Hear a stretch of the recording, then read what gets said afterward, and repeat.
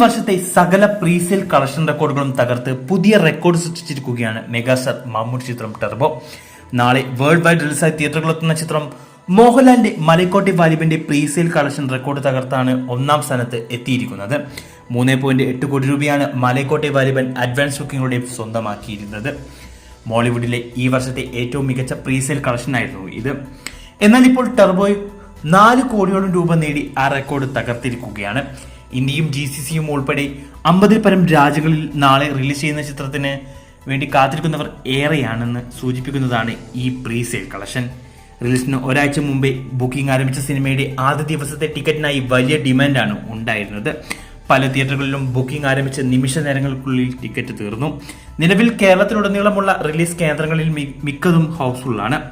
ഇനി നാളെ ആദ്യ ഷോ കഴിയുമ്പോൾ പ്രേക്ഷകരിൽ നിന്നും നിരൂപകരിൽ നിന്നും പോസിറ്റീവ് റെസ്പോൺസ് കൂടി ലഭിച്ചാൽ ഈവനിംഗ് ഷോ മുതൽ എല്ലാ കളികളും മാറി മറിയും. ദുൽഖർ സൽമാന്റെ വേഫറ ഫിലിംസ് കേരളത്തിൽ വിതരണം ചെയ്യുന്ന ചിത്രം 400-ൽ പരം സ്ക്രീനുകളിലാണ് നാളെ റിലീസ് ചെയ്യുക. പിന്നീട് പ്രേക്ഷക അഭിപ്രായം കണക്കിലെടുത്ത് സ്ക്രീനുകളും ഷോകളും കൂട്ടും. 6 കോടിയിലധികം രൂപയാണ് ടർബോയ്ക്ക് നാളെ കേരള ബോക്സ് ഓഫീസിൽ നിന്നും പ്രതീക്ഷിക്കുന്നത്. ചിത്രത്തിന്റെ ആദ്യ ദിന കേരള കളക്ഷനെ കുറിച്ചുള്ള നിങ്ങളുടെ പ്രതീക്ഷകൾ കമന്റ് ചെയ്യൂ.